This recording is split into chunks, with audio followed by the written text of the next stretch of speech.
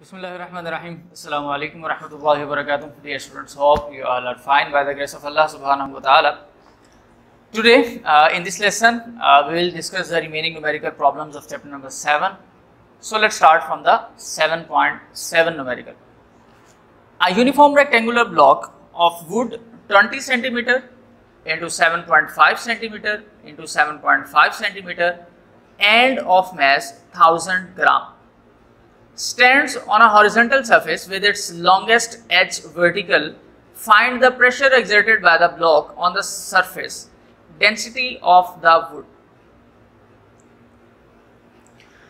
In this numerical, we have to find out the two basic things. The number one is density and the second one is pressure.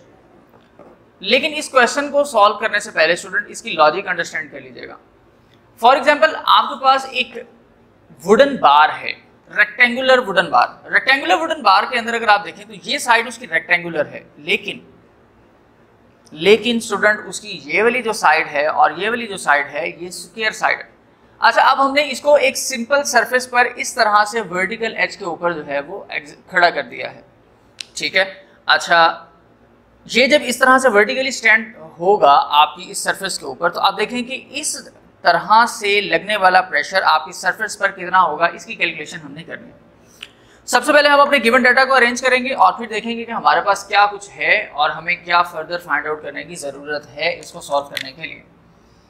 7th numerical है student. First of all we have the volume and the volume available is of type 20 multiplied by 7.5 multiplied by 7.5 and all these are in centimeter. So it means that this is not the standard unit for it. We have to convert it into the meter. So when we convert it into a meter, the volume will become 0.075 multiplied by 0.075 and hence it will become in a meter cube. यहाँ पर एक चीज और understand कर ले student के volume के अंदर मैंने आपको बताया था कि ये आपके पास फॉर एग्जांपल लेंथ है, देन ये विड्थ है, देन ये आपके पास हाइट कंसीडर की जा सकती है. तो तीन साइड्स को मल्टीप्लाई करने के बाद आपके पास वॉल्यूम जो है वो आता है. स्टूडेंट मैस हमारे पास अवेलेबल है 1000 ग्राम का. ये भी स्टैंडर्ड नहीं है, so we converted into its standard value and it will become 1 kg of mass. Now we have only two things, the volume and the mass. अच्छा, फाइंड क्या करना है student? First of all we have to find out the pressure and then the density of the wood. The formula for the pressure is force per unit area and the density is mass over volume. अगर आप ये चीज देखें student कि यहाँ पर हमारे पास volume भी अवेलेबल है, मास भी अवेलेबल है, it's means that we can simply find out the density. So let's start. अगर फॉर एग्जांपल मैं डेंसिटी फाइंड आउट करना चाहता हूँ m ओवर v, v की वैल्यू को हम स्टूडेंट कैलकुलेट करेंगे तमाम की तमाम वैल्यूज को आपस में मल्टीप्लाई करने के बाद, और मास है 1.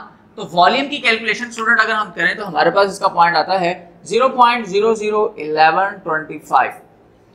अब देखें कि डेंसिटी का ये जो आंसर है आफ्टर द कैलकुलेशन हमारे पास स्टूडेंट बनेगा 888.89 और यूनिट होगा डेंसिटी का किलोग्राम पर मीटर क्यूब. अच्छा, ये आपका फर्स्ट पार्ट सॉल्व हो गया. सेकंड हमने फाइंड आउट करना था स्टूडेंट प्रेशर. अगर हम प्रेशर की बात करें तो प्रेशर के लिए तो हमारे पास फोर्स भी अवेलेबल नहीं है, हमारे पास यहाँ पर एरिया भी अवेलेबल नहीं है. इसका मतलब है कि इसको सॉल्व करने के लिए हमें इन दोनों चीजों को कहीं ना कहीं से फाइंड आउट करना पड़ेगा. फॉर एग्जाम्पल, कहाँ से कैलकुलेट कर सकते हैं? अगर एरिया की बात करें स्टूडेंट तो एरिया के लिए फॉर्मूला होता है length multiply by width. Length multiply by width या विड्थ मल्टीप्लाई बाय हाइट हमें अंडरस्टैंड होती है और हम इसको फाइंड आउट कर सकते हैं. अच्छा, हमें यहां से तीनों में से कौन सी दो वैल्यूज को सिलेक्ट करना है, ये चीज अंडरस्टैंड कीजिएगा. इसकी शेप के अकॉर्डिंग अगर आप देखें स्टूडेंट तो हमने कहा था कि एक वुडन बार है जो रेक्टेंगुलर शेप का है. अच्छा, और हमने इसको वर्टिकली है जो है वो स्टैंड किया है. वर्टिकल जब हम स्टूडेंट इसको स्टैंड करते हैं तो हमारे पास जो इसकी वैल्यू स्टूडेंट आती हैं उसमें देखें कि ये नीचे वाली साइड स्क्वायर है. स्क्वायर होने की मतलब ये है कि दोनों साइड्स आपस में इक्वल होंगी, सिर्फ ये वाली साइड जो है ये लेंथी होगी. तो सबसे लेंथी साइड हमारे पास ये बनेगी 0.2 और ये वाली जो साइड है ये होंगी 0.075. इसी तरह ये भी 0.075. तो एरिया हमने फाइंड करना है इस सरफेस का, बेस का, जो कि सरफेस के साथ अटैच है. इसलिए एरिया का फॉर्मूला अगर हम यहाँ लगाएं तो ये बनेगा 0.075 मल्टीप्लाई बाय 0.075 और इसका आंसर आएगा 0.0052625 और यूनिट और एरिया होगा स्टूडेंट मीटर स्क्वायर का। अब ये आपके पास एक चीज तो आ गई। Second thing we have to find is the force. Student अगर हम फोर्स की बात करें तो जब भी किसी ऑब्जेक्ट को यहाँ पर वर्टिकली जो है वो अगर आप स्टैंड करवाएंगे रखेंगे तो कोई ना कोई फोर्स इस पर लगेगी। कौन सी फोर्स? ग्रेविटेशनल फोर्स लगेगी। ग्रेविटेशनल फोर्स के अकॉर्डिंग अगर आप देखें तो स्टूडेंट आपके पास मैस तो अवेलेबल होगा। मैस हमारे पास है 1 kg का, so mg and it is equal to the weight of an object. इसका मतलब है कि यहाँ पर इस ऑब्जेक्ट पर जो फोर्स लगेगी वो इस पर ग्रेविटेशनल फोर्स यानी कि टोटल इसका वेट होगा। अच्छा अब देखिए कि अगर मैं 1 को मल्टीप्लाई करवाऊं 10 से तो मेरे पास आंसर आता है 10 न्यूटन। इसका मतलब कि मेरे पास फोर्स कितनी होगी स्टूडेंट? 10 न्यूटन की। 10 न्यूटन की फोर्स की मदद से स्टूडेंट अगर मैं यहाँ नीचे ही एक कैलकुलेशन कर लूं प्रेशर की, pressure is equal to force per unit area और फोर्स का यूनिट फोर्स हमारे पास आई स्टूडेंट 10 न्यूटन और एरिया आया 0.0052625। अब स्टूडेंट मैं अगर इसकी कैलकुलेशन कर देता हूं प्रेशर की तो हमारे पास इसका जो फाइनल आंसर मिलता है वो होता है student 1778 and unit pascal and this is the answer. Pascal की जगह पे आप चाहें तो न्यूटन पर मीटर स्क्वायर भी मेंशन कर सकते हैं। तो ये स्टूडेंट आपके पास आपका सेकंड आंसर होगा। तो ये आपके पास आपका न्यूमेरिकल था। नेक्स्ट न्यूमेरिकल की तरफ शिफ्ट करते हैं। ये भी आपके पास एक इंपॉर्टेंट न्यूमेरिकल है, लॉजिकल है। इसकी लॉजिक को थोड़ा सा अंडरस्टैंड करने की जो है वो कोशिश जरूर कीजिएगा। स्टूडेंट क्वेश्चन है अ cube of a glass. Glass का एक क्यूब है। क्यूब का मतलब है 3 डायमेंशनल ऑब्जेक्ट जिसकी तीनों साइड्स इक्वल होंगी। अच्छा, हैविंग अ 5 सेंटीमीटर साइड यानी कि उस साइड क्यूब की एक साइड 5 सेंटीमीटर है और बाकी कितनी होंगी? वो भी तमाम की तमाम 5 सेंटीमीटर्स की होंगी। इसका मतलब है कि इस लेंथ से हम वॉल्यूम को कैलकुलेट कर सकते हैं। सेकंड स्टूडेंट मैस अवेलेबल है 306 ग्राम का and has a cavity inside it if the density of a glass is 2.55 gram centimetre cube find the volume of the cavity. अच्छा अब देखिएगा इसमें दो चीजें हैं स्टूडेंट। सबसे पहले नंबर पे आप ये ऑब्जर्व कर लें कि एक आपके पास आउटर ब्लॉक है। जैसे फॉर एग्जांपल मैं इधर आपको डायग्राम में बता देता हूं। एक ही आउटर ब्लॉक है ग्लास का। ग्लास की अपनी भी स्ट्रेंथ होती है यानी कि विड्थ। अगर देखा जाए तो इस तरह से कम जो ग्लास है वो इतनी साइड्स को तो फिल करेगा थिकनेस के साथ। और इसका मतलब है कि अब अंदर वाली जो साइड है ये खाली है। हमने करना क्या है? हमने इस कैविटी का वॉल्यूम फाइंड आउट करना है। कैविटी का वॉल्यूम स्टूडेंट हमें तब मिलेगा जब हम बाहर वाली कैविटी के अंदर से इसकी ये जो विड्थ वाला हिस्सा है ये निकाल देंगे। जैसे फॉर एग्जांपल अगर आप इस लेंथ को देखें तो ये टोटल लेंथ अगर मैं बाहर से मेजर करूं तो मुझे हो सकता है मिले 10 सेंटीमीटर और अगर अंदर से इसको मेजर करूं तो स्टूडेंट हो सकता है ये मुझे मिले 8 सेंटीमीटर। इसका मतलब कि कुछ ना कुछ तो डिफरेंस है ना। तो जो डिफरेंस की कैलकुलेशन है हम उसको यूज करते हुए हम अपना इंटरनल जो कैविटी है उसको कैलकुलेट कर लेंगे।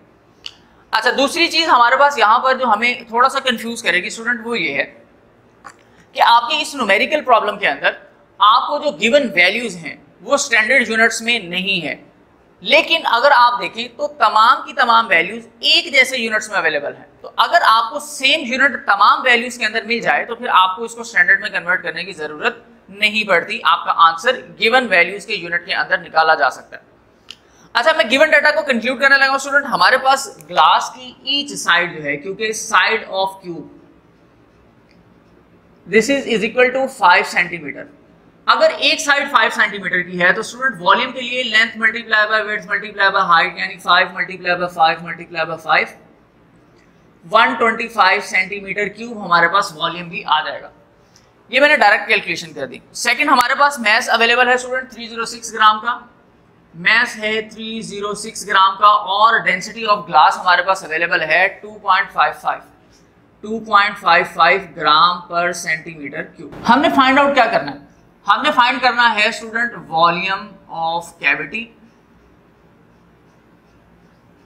वॉल्यूम ऑफ कैविटी के बारे में अगर हम देखें तो इसके लिए फॉर्मूला हमें कौन सा यूज करना पड़ेगा स्टूडेंट? नॉर्मल फॉर्मूला तो डेंसिटी का है हमारे पास, मैस ओवर वॉल्यूम, लेकिन यहां पर हमें दो चीजें कैलकुलेट करनी पड़ेंगी। अच्छा स्टूडेंट ये देख लीजिएगा एक चीज, अगर हमारे पास क्यूब था और उस क्यूब का जो नॉर्मल वॉल्यूम साइड के अकॉर्डिंग, यानी कि बाहर वाली साइड 5 की थी, ये भी 5 की थी, ये भी 5 की थी, और जो डायमेंशन के अंदर ये बनती, इसकी वाली लेंथ भी हमारे पास उसने हमें बता दिया कि ये भी 5 का है। ये क्यूब शेप थी। अच्छा स्टूडेंट ये देखिएगा कि क्यूब के अकॉर्डिंग हमने आउटर वॉल्यूम तो कैलकुलेट कर लिया, इंटरनल वॉल्यूम के लिए हमारे पास ये दो चीजें अवेलेबल है, मास और डेंसिटी। हम पहले इसको कैलकुलेट करेंगे। फॉर एग्जाम्पल अगर मैं ये वैल्यू यूज करूं, rho is equal to M over V have to find the volume, so change the formula as per your requirement, then put the value. Mass is 306 and the density is 2.55. The volume will become 120 centimetre cube. अब ये देखें कि ये आपके पास volume आ गया है किस चीज का, आपकी ग्लास का, ग्लास डेंसिटी के अकॉर्डिंग। अब हम करेंगे क्या, अगर हम लोग फाइंड आउट करना चाह रहे हैं स्टूडेंट, तो हमें इसके अगेंस्ट हमें यूं करना पड़ेगा कि जो गिवन वॉल्यूम हमारे पास था पहले जो हमने कैलकुलेट किया आउटर एज का 5 के अकॉर्डिंग, उसको हम क्या करेंगे, V1 minus V2, this is V2 and this is V1। V1 हमारे पास है स्टूडेंट 125 माइनस 120, और अगर हम ये देखें तो अब हमारे पास वैल्यू स्टूडेंट आती है सिर्फ और सिर्फ 5, वॉल्यूम इज 5 सेंटीमीटर क्यूब। इसका अच्छा इसी तरह से स्टूडेंट हम नेक्स्ट न्यूमेरिकल पे आते हैं। नेक्स्ट न्यूमेरिकल 7.9 है, तो 7.9 की स्टेटमेंट हमारे पास कुछ हुआ है, an object has weight 18 newton in air, its weight is found to be 11.4 newton when immersed in water, calculate the density, can you guess the material of the density? Yes we can. Student यहाँ पर एक चीज याद रखिएगा, हमने करना है density of a material. Material से मुराद है कि जो ऑब्जेक्ट हम लोग डिप करेंगे वाटर के अंदर, हमने उसकी डेंसिटी को मेजर करना है। लेकिन हमारे पास फिर भी कुछ ना कुछ अवेलेबल है। जैसे फॉर एग्जांपल देखिएगा, एक ऑब्जेक्ट, इसका वेट हवा में यानी एयर के अंदर कितना हमने कंसीडर किया, 18 न्यूटन। लेकिन जैसे ही मैं इसको वाटर में इमर्ज करता हूँ, ऐड करता हूँ, तो अपथर्स्ट की वजह से इसका वेट कम हो जाता है और कितना आता है 11.4 न्यूटन। दो चीजें आ गई। Third thing student we have is water, कि हमने इसको वाटर में ऐड किया था, तो डेंसिटी ऑफ वाटर भी हमारे पास है, क्योंकि वो डेंसिटी के अकॉर्डिंग ही प्रेशर अप्लाई करती है। अच्छा इसी तरह अब जो फोर्थ थिंग थी हमारे पास, वो हमने कैलकुलेट करनी, वो क्या है, इसी मटेरियल की डेंसिटी। तो कैलकुलेशन की तरफ स्टूडेंट हम लोग यहाँ पर आते हैं। अगर मैं इस न्यूमेरिकल की बात करूं स्टूडेंट कि this is the 9th numerical and this is 8th one. 9th numerical के अंदर स्टूडेंट हमारे पास सबसे पहले नंबर पे वेट इन एयर है 18 न्यूटन का, और इसी तरह वेट इन वाटर स्टूडेंट हमारे पास है 11.4 न्यूटन का। We have to find the density of material, हम इसको कैपिटल डी से मेंशन करते हैं। और डेंसिटी के लिए जो फॉर्मूला है, ये मैं बताता हूँ आपको कौन सा फॉर्मूला यूज किया, लेकिन इससे पहले एक चीज हमें और रिक्वायर्ड थी, वो है density of water. Density of water हमारे पास इस न्यूमेरिकल के अंदर तो गिवन नहीं है, लेकिन हमें खुद से पता होना चाहिए। जैसे कि लास्ट टाइम न्यूमेरिकल के अंदर हमने डेंसिटी ऑफ आइस को यूज किया था, ऐसे ही डेंसिटी ऑफ वाटर को यूज करेंगे। और डेंसिटी ऑफ वाटर स्टूडेंट हमारे पास सिर्फ और सिर्फ 1000 है। अच्छा अब फॉर्मूला कौन सा यूज होगा स्टूडेंट, एक कंपैरेटिव फार्मूला हम लोगों ने कैलकुलेट किया था, जिसके अंदर हमने डेंसिटी ऑफ ऑब्जेक्ट और डेंसिटी ऑफ मटेरियल के लिए हम लोगों ने ये देखा था कि अगर हम किसी भी ऑब्जेक्ट को एयर में देखें तो उसका वॉल्यूम, उसकी डेंसिटी, उसका वेट कुछ और होगा और वाटर में जाकर चेंज हो जाएगा।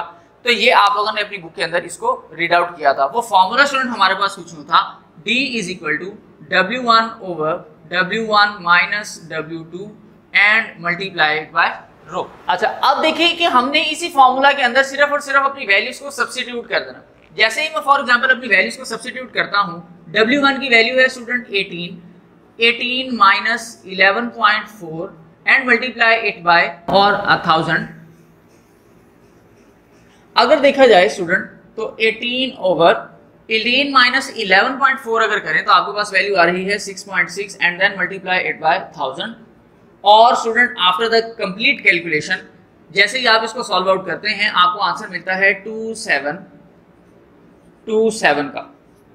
पहला काम तो ये कि हमें डेंसिटी का पता चल गया। डेंसिटी किस चीज की है, ये डेंसिटी होगी हमारे उस ऑब्जेक्ट की जिसको हम एयर में या वाटर में डिप करके ऑब्जर्व कर रहे हैं। अच्छा, दूसरी बात ये कि अगर हम डेंसिटी के अकॉर्डिंग देखें तो जैसे फिर हमने कहा था कि हमने वो चार्ट में से कुछ स्पेसिफिक डेंसिटीज ऑफ ऑब्जेक्ट्स को याद करना है, जैसे आइस को, वाटर को, कॉपर को, गोल्ड को, एल्यूमिनियम को, ग्लास को, मैंने आपको मार्क भी करवाई थी। उसी टेबल में अगर हम देखें कि ये वाली डेंसिटी किस ऑब्जेक्ट की है तो स्टूडेंट हमें वहां से पता चलता है कि ये ऑब्जेक्ट जो है वो एल्यूमिनियम है। तो ये चीजें आपको स्टूडेंट तब पता चल सकती हैं जब आपने अपने डेंसिटी वाले टेबल को अच्छे तरीके से याद किया होगा। उम्मीद है कि ये न्यूमेरिकल भी आपको क्लियर हो चुका होगा, बहुत ही ज्यादा सिंपल सा था। नेक्स्ट न्यूमेरिकल की तरफ आते हैं स्टूडेंट 7.10 पे। 7.10 न्यूमेरिकल जो है इसके अंदर स्टूडेंट देखें कि हम लोगों ने फाइंड आउट करना है डेंसिटी को, और इस न्यूमेरिकल में सेम फॉर्मूला यूज होगा जो हम प्रीवियस न्यूमेरिकल्स के अंदर लास्ट लेक्चर के डिस्कस कर चुके हैं, जैसे 7.8 में। फॉर एग्जांपल ये वाला फॉर्मूला ρ = m/v। तो 7.10 न्यूमेरिकल जो है ये आपके लिए आपका होमवर्क है और आप इसको खुद से सॉल्व आउट करेंगे। 7.11 और 7.12 न्यूमेरिकल स्टूडेंट इनकी स्टेटमेंट की तरफ आते हैं और इनको रीड आउट करके देखते हैं कि हमें क्या अवेलेबल है और क्या चीज हमने कैलकुलेट करनी है। अगर स्टेटमेंट की तरफ आऊं स्टूडेंट तो स्टेटमेंट में हमारे पास जो 7.11 न्यूमेरिकल है, स्टेटमेंट कुछ यूं है, the diameter of the piston, diameter of the piston. अगर पिस्टन की बात हो रही है इसका मतलब लाजमी तौर पर ये पास्कल्स लॉ से रिलेटेड है, जो कि हमने हाइड्रोलिक प्रेस को डिस्कस किया था। पिस्टन्स के वर्ड हम लोगों ने उसमें यूज किए थे पास्कल्स लॉ के अंदर। अच्छा, एक पिस्टन का डायमीटर कितना अवेलेबल हुआ? Hydraulic presses 30 centimetre. और सेकंड की अगर हम बात करें student, how much force is required to lift a car weighing 20,000 newton on its piston if the diameter of the piston on the pump is 3 centimetre. अब ये देखिए कि 30 सेंटीमीटर डायमीटर वाले पिस्टन पर हमने कार को रखा है जिसका वजन 20,000 न्यूटन है, और अगर मैं चाहता हूँ कि मैं इस कार को इस एरिया से उठा सकूँ और दूसरी तरफ जहाँ से मैंने फोर्स अप्लाई करनी है उसका एरिया स्मॉल यानी कि 3 सेंटीमीटर है, तो मुझे कितनी फोर्स रिक्वायर्ड होगी कि मैं इतने वजन की गाड़ी को 30 सेंटीमीटर से उठा सकूं। स्टूडेंट यहाँ पर अगर आप इस बात को देखें कि हमारे पास ये पिस्टन है और इस पिस्टन के, इन दोनों पिस्टन्स के अंदर हमें जो वैल्यू अवेलेबल है वो इनका एरिया नहीं बल्कि इनका डायमीटर है। तो इसका मतलब कि डायमीटर की मदद से पहले हमें एरिया को कैलकुलेट करना है। अगर हम बात करें डायमीटर के लिए, सबसे पहले तो F2 अवेलेबल है which is 20,000 newton. Secondly student we have a diameter D capital, diameter जो है वो हमारे पास है 30 सेंटीमीटर का। और अगर हम फॉर्मूला यूज करें एरिया के लिए यानी कि कैपिटल A के लिए स्टूडेंट, तो कैपिटल A का जो फॉर्मूला होता है वो होता है पाई आर स्क्वायर। सर्कुलर पिस्टन्स के लिए हमें रेडियस चाहिए, रेडियस का मतलब है डिवाइडेड बाय 2, 15 सेंटीमीटर, ये हमारे पास हमारा रेडियस आ जाता है। But this is not in a standard, so make it in a standard. So when we convert it into the standard, the value will become as 0.15 metre. ये आपका radius होगा। यहां पर आप इस रेडियस को यूज करेंगे, आपको एरिया मिल जाएगा। पाई की वैल्यू 3.14 है, रेडियस 0.15 होल स्क्वायर है, area when we multiply it by this number and the answer will become 0.07065 metre square. ये हमारे पास हमारा कैपिटल ए भी आ चुका है। अच्छा, सेकंड वाले डायमीटर की बात करें तो वो हमारे पास स्टूडेंट D1 के लिए, और सेकंड जो स्मॉल डायमीटर है उसकी वैल्यू हमारे पास है सिर्फ और सिर्फ 3 सेंटीमीटर। इसको भी हाफ करेंगे तो रेडियस मिलेगा, रेडियस हमारे पास होगा 1.5 सेंटीमीटर। और अगर इसको भी इसके कन्वर्ट कर दें स्टैंडर्ड के अंदर तो इसकी वैल्यू हमारे पास आती है 0.015 मीटर। अच्छा, अगर स्टूडेंट हम इसको इसके 0.015 मीटर के अंदर हम इसको मेंशन कर देते हैं रेडियस को, तो हमें क्या फाइंड आउट करना है? Area, small area. इसके लिए फिर हम यही वाला फॉर्मूला यूज करेंगे, पाई आर स्क्वायर 3.14, पाई की वैल्यू 0.015 एंड होल स्क्वायर, और इसकी कैलकुलेशन के बाद जो हमें इसका आंसर मिलता है वो स्टूडेंट होगा 0.000, इसमें कुछ वैल्यूज की जीरोस का इजाफा हो गया, 70 एंड 65, और स्टूडेंट एरिया का metre square, and this is small a. अब देखें कि आपके पास एरिया और एरिया आ चुका है। अच्छा, चीज अब फाइंड क्या करनी है स्टूडेंट, फाइंड करनी है F1 को। फॉर्मूला है F1/A and it is equal to F2/A। इस फॉर्मूला में से हमने फाइंड क्या करना है स्टूडेंट, F1। तो क्या करेंगे, F1 is equal to F2/A multiply by small a। Student जैसे ही इसकी कैलकुलेशन करते हैं, F2 की वैल्यू स्टूडेंट हमारे पास थी 20,000 multiply by small area 0.000765 and divided by capital area 0.07065। Student ये हमारे पास फोर्स की वैल्यू जो है वो आएगी, ऊपर तो हमारे पास बनता है 14.13 और नीचे वाली वैल्यू को एज इट इज एक दफ़ा लिख लेते हैं और फिर इसको कैलकुलेट करते हैं कैलकुलेटर से।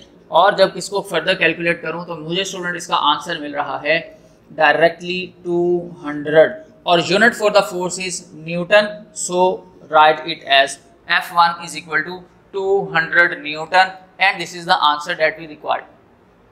सो उम्मीद है कि आपको आपकी ये जो न्यूमेरिकल प्रॉब्लम है ये भी आसानी से क्लियर हो चुका होगा। स्टेटमेंट की तरफ आते हैं स्टूडेंट। स्टेटमेंट यहाँ पर हमारे पास अपने इस न्यूमेरिकल प्रॉब्लम के लिए जो लास्ट है 7.12 वो कुछ यूं है, a steel wire cross sectional area 2 × 10⁻⁵ metre square is stretched through 2 millimetre.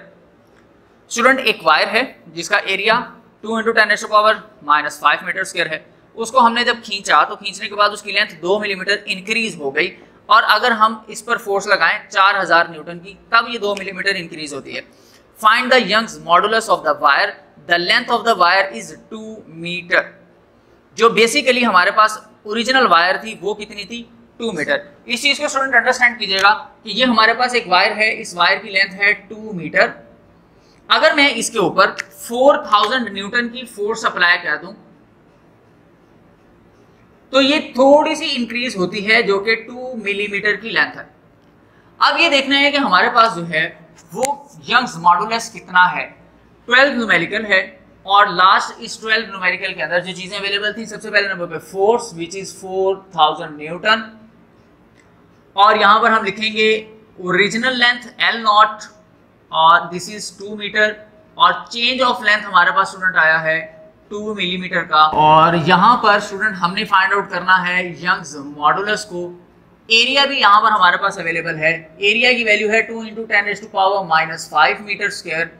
Formula student Young's modulus student ये है F × L0/A × delta L।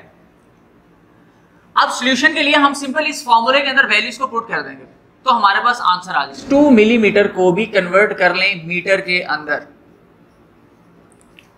2 millimetre को स्टूडेंट जब आप मीटर में कन्वर्ट करना चाहते हैं तो आपको डिवाइड करवाना पड़ेगा 1000 से। 1000 से डिवाइड करवाने के बाद इसका आंसर आपके पास आएगा 0.002 और मीटर डेल्टा L।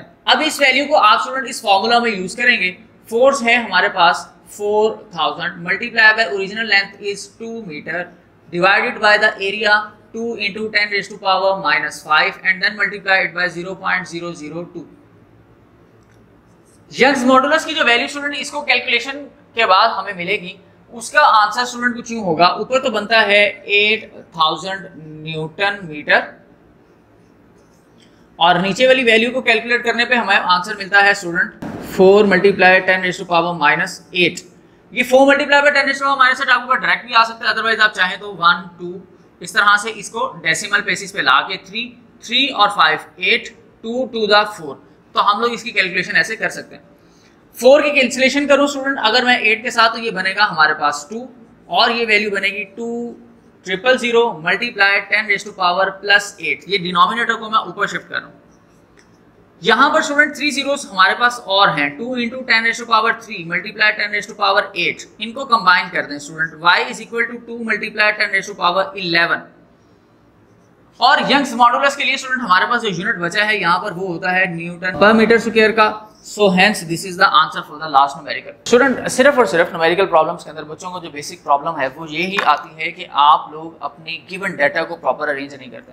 अगर सिर्फ आप ऊपर गिवन डाटा को लिख लें और ये लिख लें कि फाइंड क्या करना है तो ऑटोमेटिकली उन लेटर्स को देखकर आपके जहन में आ जाएगा कि यार ऐसा कौन सा फॉर्मूला हमने इस चैप्टर में डिस्कस किया था जिसमें इस तरह के लेटर्स यूज किए जा रहे हैं और उन्हीं लेटर्स के अकॉर्डिंग स्टूडेंट आप सिंपली डायरेक्ट फॉर्मूला लेंगे और फॉर्मूला में वैल्यूज पुट कर देंगे और जो सेकंड चीज हमें यहाँ पर रिक्वायर्ड होती है स्टूडेंट वो ये कि we just have to convert the all values into its standard units, तब हमारे पास हमारा आंसर बिल्कुल ही करेक्ट आ सकता है।